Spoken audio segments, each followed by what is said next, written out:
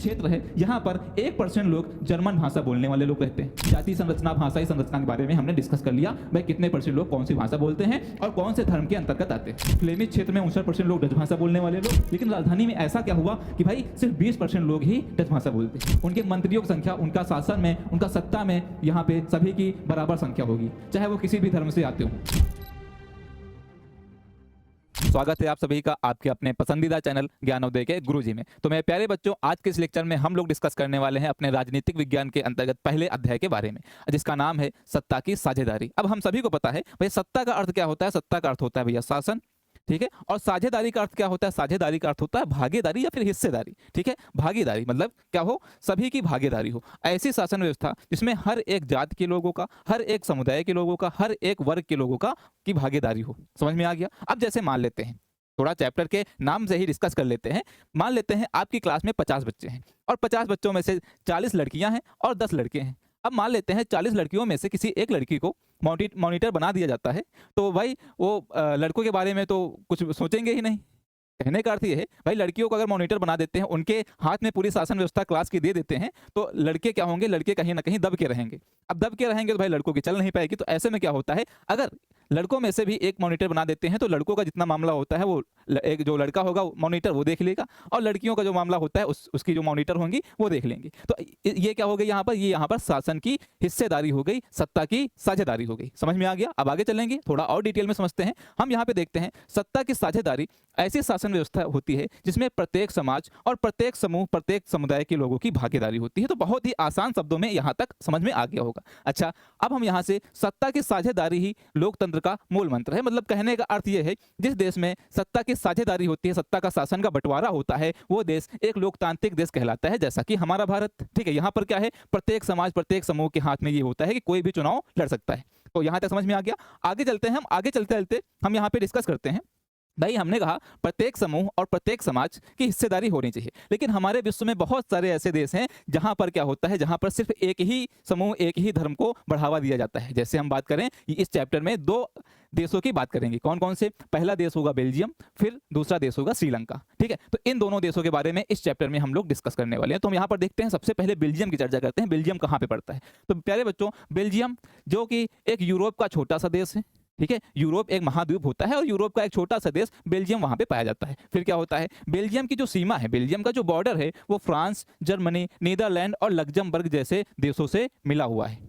ठीक है, तो यहाँ पर फ्रांस, जर्मनी, नीदरलैंड और लग्जमबर्ग देशों से बेल्जियम की सीमा लगती है। बेल्जियम का जो बॉर्डर है वो लगता है। फिर क्या होता है? बेल्जियम की जो जनसंख्या होती है वो 1 करोड़ से कुछ ज़्यादा होती है। अगर हम अपने भारत में नॉर्थ में एक राज्य पड़ता है जिसका हरियाणा नाम है। अब हरियाणा में क्या होता है? वहाँ पर हरियाणा की जनसंख्या लगभग 2 करोड़ पाई जाती है, लगभग 2 करोड़, और उसकी आधी पूरे देश की बेल्जियम की जनसंख्या बेल्जियम में पाई जाती है। ठीक है, अब इस जनसंख्या में लगभग 1 करोड़ से कुछ ज़्यादा, इस जनसंख्या में क्या होता है कि भाई कहीं कहीं पर क्या होता है कि भाई एक ही धर्म के लोग, एक ही भाषा के लोगों का सपोर्ट किया जाता है। तो बेल्जियम में ही कुछ ऐसा चलता है, लेकिन बेल्जियम को बाद में कुछ समझ में आ जाता है, वो अपने नियम और कानून में कुछ सुधार कर लेता है। देखते हैं कैसे कैसे लोग रहते हैं बेल्जियम में, कौन कौन सी भाषाएं बोलते हैं। हम यहाँ पे देखते हैं भाई बेल्जियम की जो जातीय संरचना होती है, कौन कौन से जाति के लोग, कौन कौन सी भाषा बोलने वाले लोग रहते हैं। ठीक है प्यारे बच्चे, यहाँ तक बहुत ही अच्छे से आप सभी को समझ में आ गया। अब जैसे आप लोगों के सामने बेल्जियम का नक्शा यहाँ पे है, और इसमें कुछ येलो कलर में नॉर्थ का हिस्सा और रेड कलर में साउथ का हिस्सा, दक्षिण का हिस्सा और उत्तर का हिस्सा अलग अलग रंग में दिख रहा होगा, और बीच में एक छोटा सा स्पॉट दिख रहा होगा। इन तीनों क्षेत्रों की हम इसमें चर्चा करेंगे।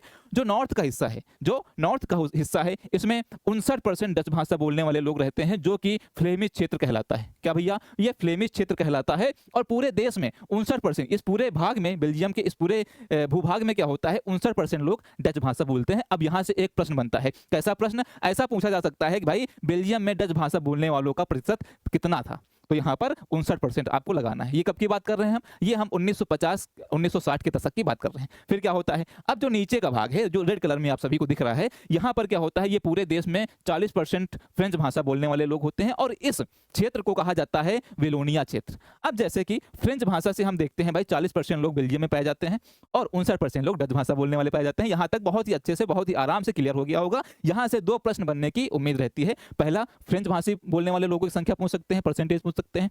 दूसरा, 59% मतलब डच भाषा बोलने वालों के लोगों की संख्या पूछ सकते हैं। अब यहाँ पर हम देखते हैं वेलोनिया क्षेत्र और क्या भैया, वेलोनिया क्षेत्र और फ्लेमिश क्षेत्र। अब फ्लेमिश क्षेत्र में डच भाषा कैसे याद रखेंगे? अब जैसे 2 भाषाएं हैं और 2 क्षेत्र हैं।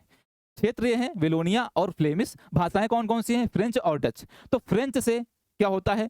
फा से फ्रेंच होता है और फा से फ्लेमिश होता है। लेकिन हमें याद कैसे रखना है? अब फ्लेमिश तो डच भाषा बोलने वाले फ्लेमिश क्षेत्र में तो डच भाषा बोलने वाले लोग रहते हैं। लेकिन हम यहाँ पर देखते हैं फा से फ्लेमिश और फा से फ्रेंच। तो भाई फ्रेंच वाले कभी भी फ्लेमिश क्षेत्र में नहीं रहते हैं। फा वाले कभी भी एकता के रूप में नहीं रह सकते, वो एक साथ नहीं रह सकते। ठीक है, तो ऐसे याद रखना है। अगर फ्रेंच भाषा बोलने वाले फ्लेमिश क्षेत्र में नहीं रहते हैं, फा से नहीं मिलेगा, तो कौन सा क्षेत्र बचा हुआ है? वेलोनिया क्षेत्र बचा हुआ है। वैसे ही अब भाषा कौन सी बची हुई है? डच भाषा बची हुई है। तो डच वाले कहाँ रहेंगे? बचे हुए क्षेत्र में, फ्लेमिश क्षेत्र में। बहुत ही आसानी से इस ट्रिक के माध्यम से समझ में आ गया होगा। अब चलते हैं हम यहाँ पर देखते हैं भाई 2 क्षेत्रों के बारे में चर्चा के लिए। अब यहाँ पर आपको ब्लैक कलर में कुछ लाइनिंग दिख रही होंगी। यहाँ पर ये जो क्षेत्र है, यहाँ पर 1% लोग जर्मन भाषा बोलने वाले लोग रहते हैं। कितने परसेंट? 1% लोग। यहाँ पर 40 और 59 99 ही तो हुआ था, बचा हुआ 1%। तो वो जर्मन क्षेत्र में रहते हैं, जो कि एक छोटा सा क्षेत्र इसी में पाया जाता है। अब प्यारे बच्चे बहुत ध्यान से सुनेंगे। यहाँ पर एक छोटा सा स्पॉट दिख रहा होगा। ठीक है, एक छोटा सा स्पॉट दिख रहा होगा और ये स्पॉट जो है हमारे पूरे अध्याय के लिए बहुत ज़्यादा इंपॉर्टेंट होने वाला है। क्षेत्र छोटा है लेकिन इसका रोल बड़ा है इस अध्याय में। अब हम यहाँ पर देखते हैं, बहुत ध्यान से देखेंगे। ये जो छोटा सा क्षेत्र दिख रहा है आपको, ये हमारा बेल्जियम की राजधानी, जिसको हम कैपिटल बोलते हैं, राजधानी होती है। और ये जो इसका जो नाम है राजधानी का, ये ब्रुसेल्स है। ठीक है, बेल्जियम की राजधानी कौन सी है? बेल्जियम की राजधानी ब्रुसेल्स। बहुत ही अच्छे से, बहुत ही आराम से यहाँ तक आप सभी को क्लियर होगा। ठीक है भाई, यहाँ से भी एक प्रश्न आ सकता है भाई बेल्जियम की राजधानी क्या है? तो बेल्जियम की राजधानी ब्रुसेल्स है। ठीक है, अब इसके बारे में हम चर्चा करेंगे कि भाई राजधानी में कैसे कैसे लोग रहते हैं, क्योंकि अभी तक मैंने सिर्फ इतना ही बताया, येलो और रेड क्षेत्र और उधर जो लाइनिंग में क्षेत्र था। ठीक है, इसमें हम देखते हैं। इसमें हम देखेंगे प्यारे बच्चे, भाई बेल्जियम की जो जातीय संरचना है, हमने कहा कि भाई फ्लेमिश क्षेत्र में 59% लोग डच भाषा बोलने वाले लोग, 40% फ्रेंच भाषा जो कि वेलोनिया क्षेत्र में रहते हैं, और 1% जर्मन भाषा बोलने वाले लोग रहते हैं। अब ब्रुसेल्स की बात कर लेते हैं। किसकी? ब्रुसेल्स की बात करेंगे, जिसमें से 20% लोग, कितने प्यारे बच्चे? 20% लोग क्या होते हैं? 20% लोग यहाँ पर डच भाषा बोलते हैं। क्या? वहाँ 59% जो कि पूरे देश में जिनकी संख्या ज़्यादा थी, वो डच भाषा बोलने वालों की संख्या ज़्यादा थी। लेकिन राजधानी में ऐसा क्या हुआ कि भाई सिर्फ 20% लोग ही डच भाषा बोलते हैं, और तो और यहाँ पर 80% लोग क्या करते हैं? फ्रेंच भाषा बोलते हैं। कहाँ पर? ब्रुसेल्स में, जो कि बेल्जियम की राजधानी बताई जाती है, बेल्जियम की राजधानी होती है। वहाँ पर 80% लोग फ्रेंच भाषा, और अगर फ्रेंच भाषा वालों की पूरे देश की, पूरे बेल्जियम की बात करें तो सिर्फ 40% लोग पूरे बेल्जियम में फ्रेंच भाषा बोलते हैं। लेकिन राजधानी में क्या होता है? इनकी संख्या 80% होती है। अगर वहीं डच भाषा बोलने वाले लोगों की बात करें तो इनकी संख्या 20% होती है। तो मेरे प्यारे बच्चों बहुत ध्यान से सुनेंगे, इसी कहानी को हम यहाँ से आगे बढ़ाएंगे और हम यहाँ से देखते हैं भैया भाई बेल्जियम में क्या होता है कि अल्पसंख्यक, जिनको हम फ्रेंच भाषी बोलते हैं। अच्छा, अल्पसंख्यक और बहुसंख्यक क्या होते हैं? अल्पसंख्यक वो होते हैं जो किसी विशेष क्षेत्र में जिनकी संख्या कम होती है, उनको हम अल्पसंख्यक कहते हैं, और उसी क्षेत्र में जिन लोगों की संख्या ज्यादा होती है उनको हम बहुसंख्यक कहते हैं। समझ में आ गया कि अल्पसंख्यक और बहुसंख्यक के बीच में क्या डिफरेंस है? तो हम यहाँ से देखते हैं भैया, जो फ्रेंच भाषी बोलने वाले होते हैं वो कितने होते हैं? वो होते हैं प्यारे बच्चे 40%, और डच भाषा बोलने वाले लोग यहाँ पे 59% होते हैं। तो यहाँ पे अल्पसंख्यक हम किसको बोलेंगे? फ्रेंच भाषा बोलने वाले लोगों को बोलेंगे। ठीक है भाई, अब यहाँ से क्या होता है? ये क्या होते हैं? ज्यादा समृद्ध और ज्यादा शक्तिशाली होते हैं। ठीक है, ज्यादा समृद्ध शक्तिशाली मतलब क्या होता है? इनके पास धन दौलत संपत्ति और इनका जो माइंड होता है शिक्षा के मामले में, ये आगे होते हैं, ये लोग पढ़े लिखे होते हैं। ठीक है भैया, समझ में आ गया यहाँ तक कि भाई ये लोग क्या होते हैं? ज्यादा समृद्ध होते हैं डच भाषा बोलने वाले लोगों से। कौन समृद्ध होते हैं? फ्रेंच भाषा बोलने वाले लोग। बहुत ही अच्छे से क्लियर है। फिर क्या होता है भाई 1950 और 60 के दशक में क्या होता है भाई? सामाजिक असमानता आ जाती है। अब जैसे पड़ोसी बढ़ रहा होता है, अगर किसी के घर का पड़ोसी होता है, वो अपने जीवन में तरक्की कर रहा होता है, तो पड़ोसी को वो चीज हजम नहीं होती है। तो भाई फ्रेंच भाषा बोलने वाले लोग तरक्की कर रहे थे, समृद्ध बन रहे थे, तो क्या हुआ? यहाँ पर डच भाषा बोलने वालों को ये चीज पची नहीं, ये बात पची नहीं भाई, वो लोग इतना आगे कैसे बढ़ रहे हैं, जो हमारी डच भाषा बोलने वाले लोग हैं वो आगे क्यों नहीं बढ़ पा रहे हैं। तो उसका रीजन अभी हम डिस्कस करते हैं। ये लोग क्या करते हैं? 1950 और 60 के दशक में सामाजिक असमानता के कारण यहाँ पर फ्रेंच और डच भाषा बोलने वाले लोगों के समूह में तनाव होने लगता है। कैसा तनाव भाई? इनके बीच में लड़ाई झगड़े और लड़ाई दंगे होने लगते हैं। ठीक है भाई, कहीं इनके बीच में, कहीं सुनने में आ रहा उधर लड़ाई हुई, कहीं सुनने में आ रहा उधर लड़ाई हुई। तो बेल्जियम की सरकार इस चीज से काफी ज्यादा परेशान थी, चिंतित थी। अब यहाँ पर हम देखते हैं कि भाई यहाँ से हम इस बेल्जियम की स्टोरी को, क्या भैया, बेल्जियम की स्टोरी को यहाँ पर करते हैं होल्ड। अब यहाँ से श्रीलंका की कहानी थोड़ी सी सुनाते हैं। अच्छा, हम यहाँ पे बेल्जियम की कहानी क्यों होल्ड कर रहे हैं, वो जब आप श्रीलंका की कहानी सुनेंगे तब बहुत ही अच्छे से समझ में आ जाएगा। अगर यहाँ तक बेल्जियम की कहानी समझ में आ गई है तो एक बार सेशन को लाइक कर देना और वीडियो को शेयर कर देना। आगे चलेंगे हम यहाँ से भाई श्रीलंका के बारे में चर्चा करेंगे। ठीक है भाई, अब हम सभी को पता है भैया श्रीलंका हमारे भारत देश के साउथ में जो राज्य पड़ता है तमिलनाडु, उसके नीचे लटका हुआ है। ठीक है, तो हम यहाँ से देखते हैं, क्या देखते हैं प्यारे बच्चे, भाई श्रीलंका में कैसे कैसे लोग रहते हैं और कौन कौन सी भाषा बोलते हैं। ठीक है, तो हम यहाँ पे देखते हैं श्रीलंका प्यारे बच्चे सबसे पहले एक द्वीपीय देश है। क्या भैया, द्वीपीय देश है। द्वीपीय देश वो होता है जिसके चारों तरफ पानी ही पानी होता है, कोई और देश उससे सीमा साझा नहीं करता है। जैसा कि हमारा भारत देश द्वीपीय देश नहीं है। क्यों? क्योंकि हमारे भारत देश की जो सीमाएं हैं वो बांग्लादेश, पाकिस्तान, चाइना, नेपाल इन जैसे देशों से घिरा हुआ है। ठीक है, लेकिन श्रीलंका के आसपास कोई भी भूमि वाला देश नहीं है जिसके साथ वो सीमा साझा करे। तो हम यहाँ पर देखते हैं भाई तमिलनाडु के दक्षिण तट पर क्या होता है, कुछ ही दूरी पर श्रीलंका स्थित होता है, जो कि मैंने अभी पहले बताया। और इसकी जो जनसंख्या होती है वो लगभग 2 करोड़ होती है, या फिर हम कहें भाई हमारा जो हरियाणा राज्य है उसी के बराबर होती है। ठीक है, भारत देश का एक राज्य हरियाणा जहाँ की जनसंख्या 2 करोड़ लगभग है, उतनी ही जनसंख्या यहाँ पर किसकी होती है, श्रीलंका की होती है। समझ में आ गया यहाँ तक? अब हम देखेंगे श्रीलंका में कौन कौन सी भाषा बोलने वाले लोग रहते हैं। ठीक है, चले भाई इसी प्रकार से आगे हम यहाँ पर देखते हैं प्यारे बच्चे, क्या देखेंगे श्रीलंका में क्या होता है भैया। श्रीलंका में क्या होता है, 74% लोग 74% लोग सिंहली भाषा बोलते हैं। अब सिंहली भाषा क्या होती है, जैसे कि बेल्जियम में फ्रेंच भाषा और डच भाषा बोलने वाले लोग, अलग अलग भाषा बोलने वाले लोग रहते हैं, उसी प्रकार से श्रीलंका में एक श्रीलंकाई भाषा होती है जिसको हम सिंहली भाषा बोलते हैं। कितने परसेंट? 74%, जो कि एक 100% में से एक बहुत बड़ा परसेंटेज होता है। ठीक है भाई, अब यहाँ पर 18% लोग तमिल भाषा बोलने वाले लोग रहते हैं। ठीक है, जो तमिल भाषा हमारे भारत के राज्य में तमिलनाडु में बोली जाती है वही यहाँ पर श्रीलंका में भी बोली जाती है। ठीक है, अब 7% लोग ईसाई धर्म के होते हैं। अब यहाँ पे भाषा की बात कर रहे थे, यहाँ पे ईसाई धर्म आ गया। तो ये ईसाई धर्म वाले लोग भी क्या करते हैं, तमिल या तो सिंहली दोनों भाषा बोलते हैं। मतलब कुछ लोग तमिल बोलते हैं, कुछ लोग सिंहली बोलते हैं। बहुत ही अच्छे समझ में आ गया यहाँ तक। और 1% लोग क्या करते हैं भैया, 1% लोग यहाँ पे अन्य भाषा बोलते हैं। ठीक है, अब चलेंगे हम यहाँ से भाई, जो 18% लोग यहाँ पे तमिल भाषा बोलते हैं उनमें से 13% लोग श्रीलंका के ही होते हैं। क्या भैया, 13% लोग श्रीलंका के ही होते हैं। और यहाँ से प्रश्न आता है, कैसे कैसे आते हैं अभी हम बताते हैं। 13% लोग श्रीलंका मूल के होते हैं और यहाँ पर 5% लोग भारतीय मूल के होते हैं, जिनको हम भारतीय तमिल बोलते हैं। अब हमारे एग्जाम में, हमारे पेपर में, बोर्ड एग्जाम में एक प्रश्न आता है, इनमें से हम 7-8 प्रश्न निकाल सकते हैं, कहीं से भी आ सकता है और आते भी हैं, लास्ट ईयर पूछे भी गए हैं। भैया श्रीलंका में सिंहली भाषा बोलने वालों का प्रतिशत कितना था, तो यहाँ पर 74%। और तमिल भाषा बोलने वालों की परसेंटेज पूछे तो यहाँ पर 18%। लेकिन इन तमिल भाषा में से घुमा के भी प्रश्न पूछा जा सकता है, भैया कितने ऐसे भारतीय मूल के लोग थे, कितने परसेंट ऐसे भारतीय मूल के लोग थे जो कि श्रीलंका में तमिल भाषा बोलते थे, तो भाई 5%। अगर श्रीलंकाई मूल के पूछे तो भाई 13%। अगर ना तो भारतीय पूछे ना ही श्रीलंकाई पूछे तो भाई 18%, क्योंकि भाई वो सिर्फ तमिल भाषा की बात कर रहे हैं। ठीक है प्यारे बच्चे, अब हम यहाँ से चलेंगे आगे। भाई हम यहाँ से देखते हैं, क्या हम यहाँ से देखते हैं भाई, ऐसे ऐसे जो भाषा बोलने वाले लोग रहते हैं ऐसे ऐसे बटे होते हैं। ठीक है, जिनकी संख्या सबसे ज़्यादा होती है वो सिंहली भाषा बोलने वाले लोग होते हैं। और जो सिंहली भाषा बोलने वाले होते हैं, बहुत इंपॉर्टेंट बात बता रहा हूँ, ये लोग बौद्ध धर्म के अनुयायी होते हैं, बौद्ध धर्म को अपनाते हैं। ठीक है, वैसे ही तमिल भाषा वाले हिंदू और मुसलमान धर्म के होते हैं। कुछ लोग हिंदू धर्म को मानते हैं, कुछ लोग मुसलमान धर्म को मानते हैं। ठीक है, तो इसी प्रकार से हम चलेंगे आगे। श्रीलंका की जो जातीय संरचना थी उसके बारे में हमने, जातीय संरचना, भाषाई संरचना के बारे में हमने डिस्कस कर लिया। भाई कितने % लोग कौन सी भाषा बोलते हैं और कौन से धर्म के अंतर्गत आते हैं। ठीक है प्यारे बच्चे, चलें आगे। भाई बहुत अच्छा, अब हम यहाँ से देखेंगे श्रीलंका में बहुसंख्यकवाद। अब बहुसंख्यकवाद, अल्पसंख्यकवाद, इसमें कोई भी कंफ्यूजन नहीं होगी। चलते हैं भाई, हम यहाँ से देखते हैं भाई श्रीलंका में क्या होता है। श्रीलंका 1948 में एक स्वतंत्र राष्ट्र के रूप में जाना जाता है, हमारे भारत के 1 साल बाद। ठीक है, बहुत अच्छा। अब यहाँ पर सिंहलियों ने अपना प्रभुत्व स्थापित करने की कोशिश की। क्या भैया, अपना प्रभुत्व स्थापित करने की कोशिश की, पूरे देश में अपना अधिकार जमाने का प्रयास किया। किसने? सिंहलियों ने, जो कि सिंहली भाषा बोलते थे, बौद्ध धर्म के अनुयायी थे।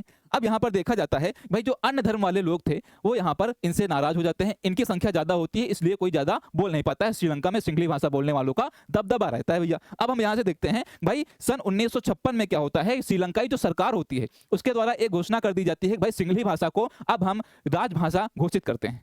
तो भाई जो अन्य भाषा बोलने वाले लोग हैं वो अपने आप को थोड़ा अलग समझने लगे, अपनी सरकार से, अपने देश से, अपने आप को, अपने देश के लोगों से अपने आप को वंचित समझने लगे, अलग समझने लगे। भाई हमारे साथ भेदभाव हो रहा है, यहाँ पर सिंहली भाषा को राजभाषा घोषित कर दिया गया है और हमको कोई पूछ ही नहीं रहा है, हमारी भाषा को कोई पूछ ही नहीं रहा है। जो विद्यालय में पढ़ाई हो रही है वो सिंहली भाषा में हो रही है। अब हमारे बच्चे तो तमिल भाषा जानते हैं, उनको सिंहली भाषा में बताएंगे तो कुछ समझ में ही नहीं आएगा।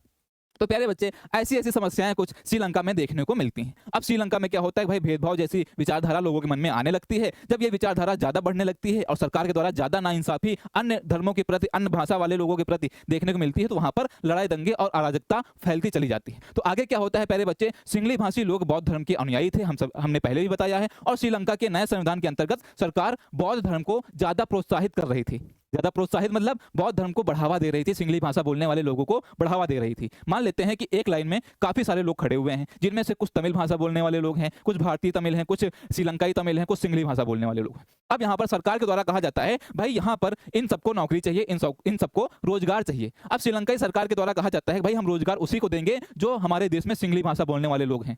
ठीक है, तो फिर यहाँ पे क्या होता है, यहाँ पर लोग क्या करते हैं, अपने आप को वंचित समझने लगते हैं, अपने समाज से अपने आप को अलग समझने लगते हैं। तो सिंगली भाषा बोलने वाले लोगों को यहाँ पर क्या होता है कि हर एक क्षेत्र में, रोजगार के मामले में, शिक्षा के मामले में, उनको अगर स्कूल में अपने बच्चे का एडमिशन करवाना है तो भाई सिंगलियों के जो बच्चे होंगे उनको जल्दी एडमिशन मिल जाएगा, बहुत ही आराम से। वहीं पर तमिल भाषा बोलने वालों को बहुत ही मुश्किल से या फिर एडमिशन ही नहीं मिलता था।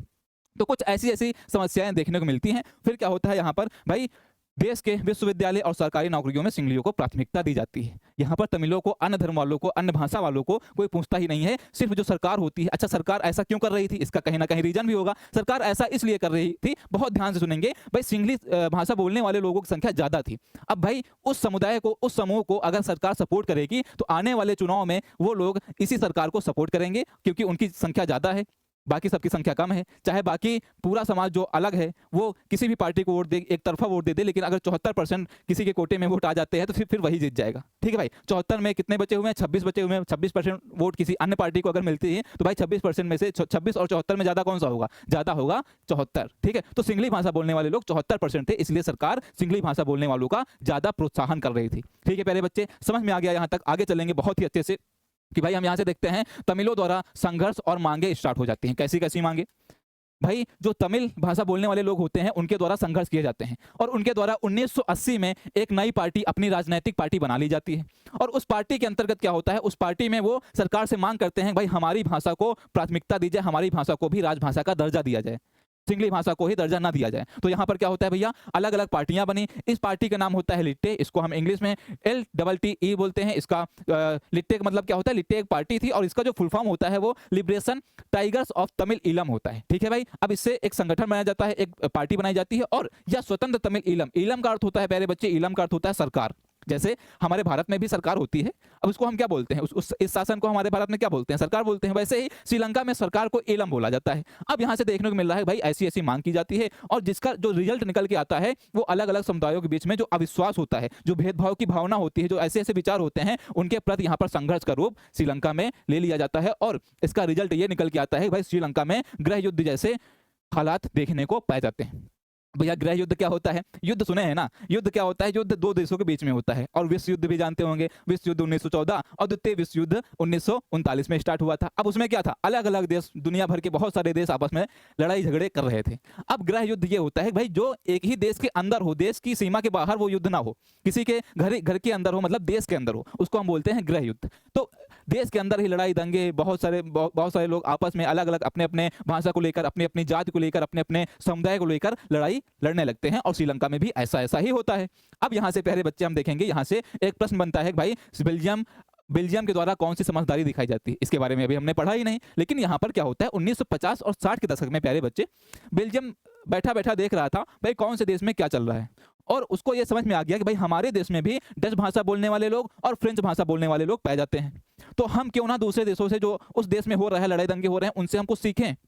तो वहाँ की सरकार को एक माइंड में एक बल्ब जल जाता है और उस सरकार को समझ में आ जाता है भाई हमारे देश में अगर ऐसा ऐसा हुआ, हमारे देश में भी जो जातीय संरचना है कुछ इसी प्रकार की है जैसे कि श्रीलंका की हुआ करती है, अगर हमारे देश में ऐसा ऐसा हुआ तो हमारा देश बहुत पीछे चला जाएगा, हमारे देश में भी लड़ाई दंगे और गृह युद्ध जैसी स्थिति आ जाएगी। ठीक है प्यारे बच्चे, हम देखते हैं भाई बेल्जियम की समझदारी किस प्रकार से यहाँ पे काम आती है। तो यहाँ पर बेल्जियम ने श्रीलंका को देखा और यहाँ पर बेल्जियम ने अपनी अलग अलग सरकारों का गठन किया, जिसमें से पहली सरकार को हम बोलते हैं केंद्र सरकार और क्षेत्रीय सरकार और यहाँ पर सामुदायिक सरकार और ब्रुसेल्स सरकार। ब्रुसेल्स जानते हो ना, बेल्जियम की राजधानी। अब यहाँ पर क्या होता है, केंद्र सरकार के अंतर्गत हम देखते हैं प्यारे बच्चे, केंद्र सरकार के अंतर्गत डच भाषा और मतलब की फ्रेंच भाषा बोलने वाले मंत्रियों की संख्या समान होती है।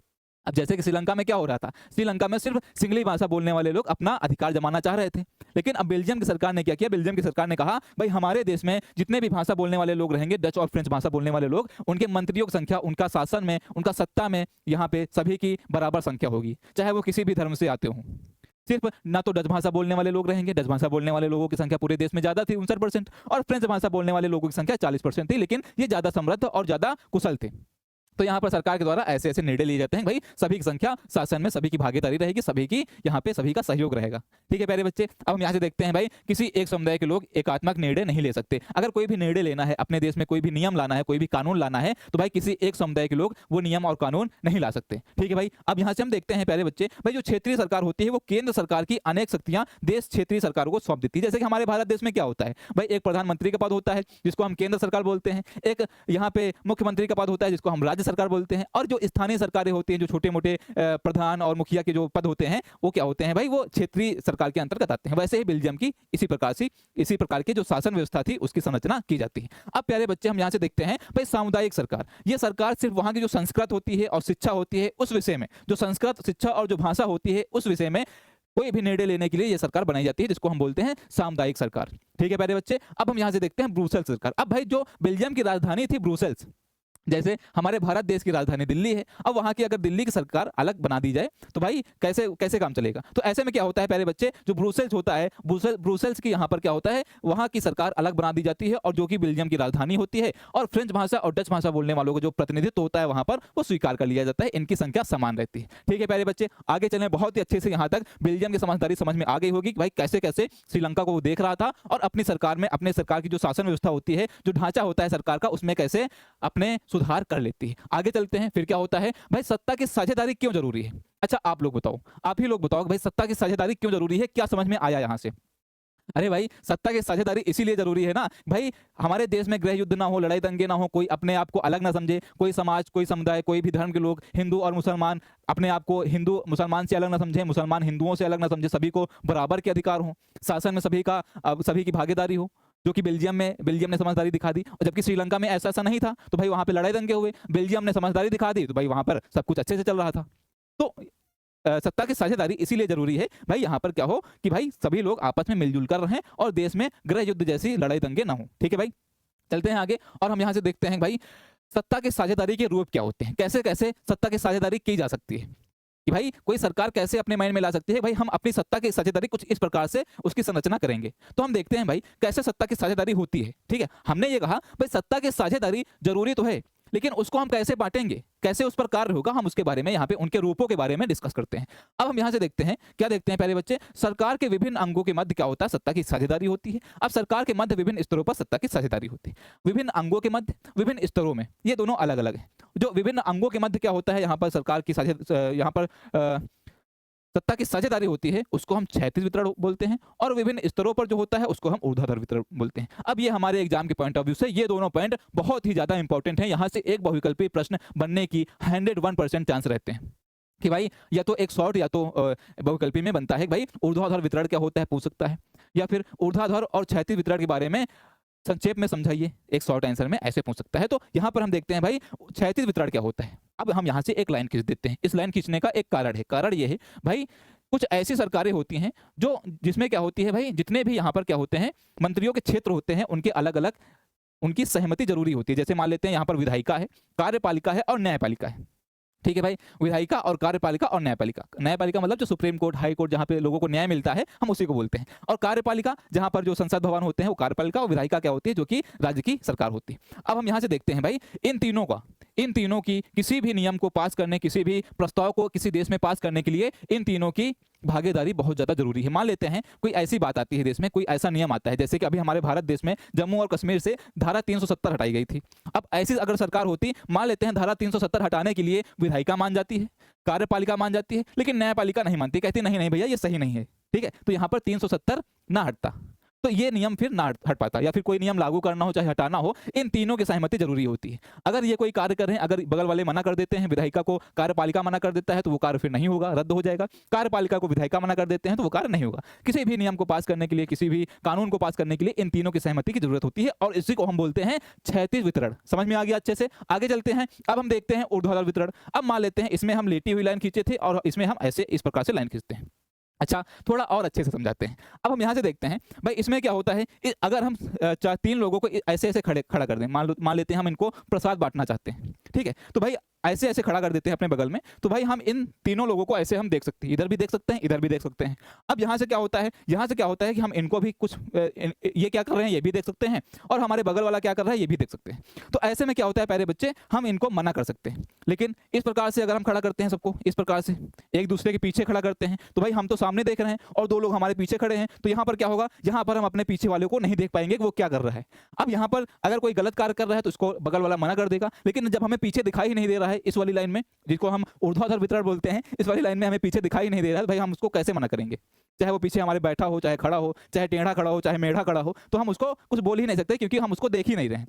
उसी प्रकार से बहुत ही अच्छे से समझेंगे भाई, इसमें क्या होता है, इसमें केंद्र सरकार और राज्य सरकार और स्थानीय सरकारें आ जाती हैं। ठीक है भाई। अब इनके जो कार्य होते हैं, अगर केंद्र सरकार कोई कार्य करती है, कोई नियम लाना चाहती है, कोई कानून लाना चाहती है, तो उसमें राज्य सरकार का नियंत्रण नहीं रहेगा, कोई भी उसमें हस्तक्षेप नहीं रहेगा, कोई भी इन्वॉल्वमेंट नहीं रहेगा। ठीक है। अब हम यहाँ से देखते हैं, मान लेते हैं केंद्र सरकार तो सबसे ऊपर वाली सरकार थी ना, स्थानीय सरकार, छोटी सी सरकार के बारे में बात करते हैं। तो स्थानीय सरकारें होती हैं, स्थानीय सरकार के द्वारा कोई भी कार्य किया जाता है तो प्यारे बच्चे उसको ना तो केंद्र सरकार मना कर सकती है, ना ही राज्य सरकार मना कर सकती है। मतलब इन तीनों में कोई भी अपना कार्य करना चाहे तो इन तीनों को अपनी अपनी स्वतंत्रता है। समझ में आ गया।